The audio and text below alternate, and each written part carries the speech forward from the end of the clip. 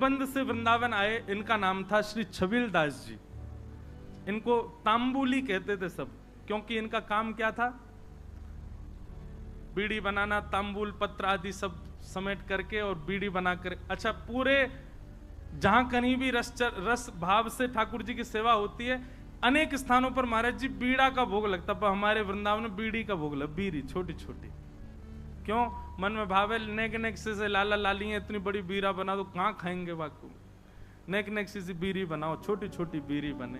हमारे वृंदावन में नंदगांव जाओ और कहीं जाओ, इतने बड़े बड़े बीड़ा रहे। बीड़ा बीड़ी समझ रहे हैं ना? कैसे कहें बाबा जा, ये नहीं है बाबा दूर तक कर रहे हैं, वो बीड़ी नहीं है, बीड़ी पानते के बीड़ी। जय हो भैया अरे राम प्रियालाल जी की सेवा में बीड़ी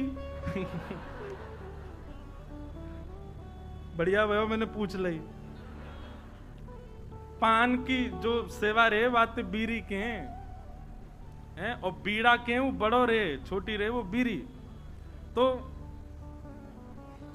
छबील दास जी तांबुली, ये भी देवबंद के थे। इनको भी महाप्रभु जी की बड़ी याद आई, और आप भी महाराज सब छोड़ छाड़ करके वृंदावन आ गए। बोले कि वहीं जाके छोटी छोटी बीड़ी बनाऊंगा, राधा वल्लभ लाल जी को पवाय करूंगा।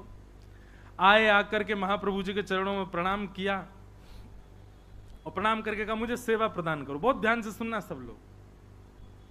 महाप्रभु जी बोले क्या सेवा करोगे? बोले हम पे तो एक ही काम आवे, बीड़ी बनावेंगे, प्रियालाल जी आप बनाओ। बोले ऐसी बीड़ी बनाओ जो मुख में जावे के बाद भी लाल जी को श्रम नहीं करना पड़े, अपने आप ही घुल जाए करे। महाराज जी कितना विचार हमारे ब्रजमंडल में किया जाता। आप कभी दाऊ जी जाओगे ना, दाऊ जी वहां श्री बलराम जी का मंदिर है।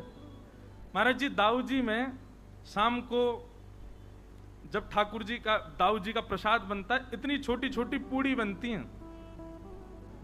मैंने पूछी गुसाई जी इतनी छोटी पूड़ी काई को? बोले कहीं तोड़वे में श्रम नहीं है, जा पूरी पूड़ी उठाओ, सब्जी लगाओ, खा जाओ। मैंने की भैया ये लाड प्यार करके मूड हम नहीं बैठा रखे हैं ठाकुर जी इतना लाड करें ठाकुर जी से, बताओ ऐसी छोटी छोटी पूरी ये तोड़नी नहीं पड़ जाए। ऐसे हमारे ब्रजमंडल की सेवा है भैया। तो महाप्रभु जी ने आज्ञा करी ऐसी बीड़ी बनाइयो कि प्रियालाल जी के मुख में जाए, मुख में जाते घुल जाए। वो ठीक है। अब तो महाराज वो इसी भाव में बीड़ी सिद्ध करता था, पानों को रात में भिगोता, उनको बिल्कुल नरम सा बना के, वही सामग्री भीतर, वो भी निधान। महाप्रभु जी ने बताया क्या क्या सामग्री जाएंगे, उसके अलावा कुछ नहीं। बिल्कुल भी ऐसा ना हो कि मुख में जाकर के थोड़ा भी श्रम करना पड़े। रोज बीड़ी बनाता, चांदी के बढ़िया सुंदर पात्र में उनको भर के लेके जाता, और सेवा में जाकर के श्री राधा वल्लभ लाल जी की सेवा में पधराता। एक बात बताएं आपको, ठाकुर जी के जितने भी अधरामृत हैं उनमें सर्वश्रेष्ठ है बीड़ी। क्यों? बाकी को अधरामृत महाराज जी ठाकुर जी पामे, पर बीड़ी को भोग ऐसा है ठाकुर जी क्या करें, वाकु पामे और मुख से लगा करके अधरामृत को स्पर्श करा करके तब वाकु पधरा दे। नेक नेक पामे, एक बीड़ी तो नेक लियो, दूसरी तो या को मतलब यह है कि मुख्य अधरामृत ठाकुर, वैसे तो सब कुछ है पर बीड़ी में विशेष ठाकुर जी को अधरामृत को भाव रहे। हमारे नाथ द्वार में भी महाराज जी, श्रीनाथ जी कितना बीड़ी भोग लगाते हैं, 100-150 पान रोज पाते होंगे। बताओ महाराज, हर प्रसादी के बाद में। और जैसे भोग की थाली होती है, भोग की थाली ठाकुर जी के सामने पधरा दी जाती है। ठाकुर जी स्वयं पाएंगे या किशोरी जी पवाएंगे, या ठाकुर जी किशोरी, हम लोग बाहर आ जाते हैं पर्दा करके। पर बीड़ी का तो नियम है कि बीड़ी आपको लेके ठाकुर जी के अधर से छुवानी ही पड़ेगी। तो मूल रूप से अधरामृत का स्पर्श बीड़ी को प्राप्त होता है, इसलिए बीड़ी प्रसाद प्राप्त हो तो समझ जाइयो अधरामृत ही है ठाकुर जी को। और बीड़ी की सेवा जाकू है सके करो, लाल जी को बड़ी प्रिय मुखवास। तो ये छबील दास जी तांबुली आए और इनने बीड़ी की सेवा प्रारंभ करी। ठाकुर जी के लिए बढ़िया बीड़ी बनाते, चांदी के पात्र में ले जाके पधरा देते। महाप्रभु जी ने एक दिन बीरी को प्रसाद ठाकुर जी को पधरा करके, और जब अधरामृत है गयो, प्रसादी है गई, स्वयं पाए, बड़ा आनंद आया। महाप्रभु जी को लगे कि हाँ, ठाकुर जी के योग्य सामग्री बन रही है। एक दिन बड़े प्रसन्न थे महाप्रभु जी, तो विराज रहे थे, सब सेवकगण चारों ओर बैठे थे। अत्यंत प्रसन्न श्री हितरवंश महाप्रभु सबसे बोले, कछु मांगो भाई, तुम्हें कहा चाहिए। आज मैं इतना प्रसन्न हूं, आज प्रियालाल जी को ऐसा दर्शन भयो है, इतनो आनंद मन में उमड़ रहे हो कि मन एरो जो मांगोगे सो दूंगो, बताओ क्या चाहिए। चरण दबा रहे थे छबीलदास जी तांबुली, कोई हाथ दबा रहे हैं, सब सेवा कर रहे हैं। हाँ भाई तांबुली छबीलदास, तू बता क्या चाहिए। तेरी बीरी पाई, बहुत बहुत स्वाद, और बिल्कुल ऐसा लग रहा हो कि हाँ प्रियालाल जी को सुख मिलता होगा, बता कहा चाहिए। हाँ, छबीलदास तांबुली चरण दबाते दबाते बोले, जो मांगूंगा सो दोगे। महाप्रभु जी बोले, कहा चाहिए बता, आज्ञा कर।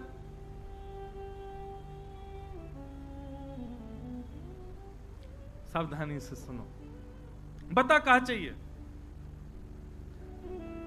छबीलदास तांबुली कह रहा है, बोले कि जय जय, हमें ऐसा अनुभव भयो, हमने ऐसी सुनी है कि श्री राधा वल्लभ जी आपसे बात करें, आपके संग बैठे, आपको हाथ पकड़ लें, आपकी गोद में बैठ जाएं कूद के। ऐसा सुख मोह कब मिलेगा, ये मौसम बात कब करेंगे, मेरे हाथ कब पकड़ेंगे, मेरी गोद में कब बैठेंगे, मेरे हाथन से बीरी कब पामेंगे। आपको देनो है तो महाप्रभु जी बस यही कृपा कर दो कि श्री राधा वल्लभ लाल जी प्रत्यक्ष काउदना मेरे सामने प्रकट हो जाएं, और जैसी लीला आपके संग करें, मेरी गोदी में भी कूद के बैठ जाएं एक दिन, मुझको भी वो सुख मिले, ऐसा अनुग्रह कर दो। महाप्रभु जी प्रसन्न भाव में उठ रहे थे, धीरे धीरे अपनी सामग्रियां उठा रहे थे, संध्या के लिए जा रहे थे, और जाते जाते ऐसे ही बोल गए, चल ठीक है दियो, राधा वल्लभ जी कृपा करेंगे तो पे, और चले गए जमुना जी। कोई ऐसा भी नहीं कि विधि विधान से बैठ के आशीष दिया हो, उठ के जाते जाते बोल गए, चल दियो, कृपा करेंगे। नेत्र सजल है, बोले अब कब होगी कृपा ये तो जाने नहीं, पर गुरु आज्ञा है तो निश्चित कृपा होएगी। स्नान ध्यान करके वो भी बीरी की सेवा तैयार सिद्ध करने लगो, और बीरी सिद्ध करके महाराज जैसे ही लेकर के राधा वल्लभ जी मंदिर में आयो, संयोग से कोई भी नहीं मंदिर में, अकेलो छबीलदास तांबुली बीरी भोग लेकर के भीतर गयो, ढूंढने लगो, कोई सखी मिले, सहचरी मिले, कोई सेवक मिले तो दम भैया अंदर पधराए दो।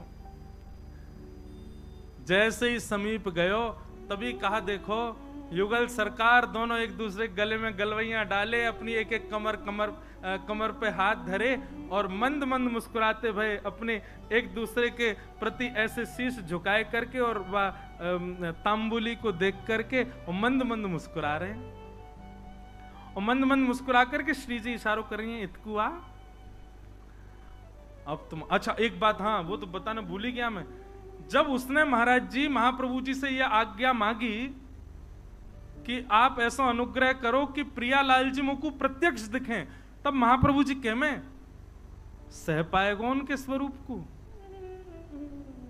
वो अगर प्रकट है गए तो उनके स्वरूप माधुरी, रूप माधुरी को झेल लेगो ना, झेल लेगो तो को आशीष दूंगो। तो माने कही रूप देखने के बाद झेलनो ही ना है, प्राण निकल जाए, बस रूप दिख जाए एक बार, वाक्य बात। अच्छा क्योंकि एक बात बताएं, सहचरी भाव में और अंतरंग भाव में प्रियालाल जी तो अपनी लीला करते हैं, आपको तो बस प्रवेश मिल जाता है, और कहीं उनकी छवि देख करके आप बेहोश हो गए तो कई जगह महाराज जी हमारे वृंदावन रस रीति में उसको अपराध माना जाता है। आपने जरूर अपनी गुरु निष्ठा में कोई कमी छोड़ी होगी, जरूर अपनी निष्ठा भाव, इसीलिए आप उस छवि के भाव को सहन नहीं कर पाए। इसलिए महाप्रभु जी ने कहा झेल लेगो, झेल पावेगो स्वरूप को। छबीलदास बोले आप कृपा करोगे तो सब संभव हो जाएगा। तो महाप्रभु जी कहेंगे हाँ ठीक है, होगी कृपा। आज जैसी आयो, और आज महाराज बस थोड़ी देर पहले की बात है, महाप्रभु जी कह के गए कृपा होएगी, इतने में ही वो बीड़ी लेके आया, इतने में तो कृपा है गई, प्रिया प्रियतम साक्षात खड़े वहां के सामने। श्री जी इशारा कर रही है, इतकुआ। छबीलदास के 2 बार तो नेत्र बंद भये, हाथ पाम वाके होश में नहीं, ठंडो पड़ गयो पूरो, कभी इतकू जावे कभी उतकू, बस गिरवे ही वारो। इतने में ही वाने महाप्रभु जी को स्मरण किया। हितवंश महाप्रभु को स्मरण करते तुरंत चेतना आ गई। मानो गुरु ही कृपा करके ये बल दे रहे हैं कि प्रिया प्रियतम को देखो, उनकी बिना कृपा के देखे ही नहीं पाओगे वह स्वरूप को। छबीलदास सामने खड़ो है, अब कहां बोले ठाकुर जी से। ठाकुर जी तो मंद मंद मुस्कुरा रहे हैं। श्री जी करें जोर से मत मुस्कुरा दिए, प्राण निकल जाएंगे आके। ऐसी छवि ठाकुर जी की। ठाकुर जी बोले खड़ो ही रहेगो, कछु करेगो भी। छबीलदास बोलो मुंह पे तो कछु आ भी ना, कहा करूं जय जय। बोले कहा करूं कहा। वो दूर डिबिया लेके खड़ो बीरी की, इतकुआ बीरी पवा। अब वो गयो महाराज, हाथ पाम कांप रहे वाके, ऐसे डिबिया खोल के और ठाकुर जी के आगे पधराई दी। ठाकुर जी बोले बाबर ही है बिल्कुल ही। अरे निज करसों उठा बीरी और मुंह में पवाए दे, इतना विलंब काय को करे।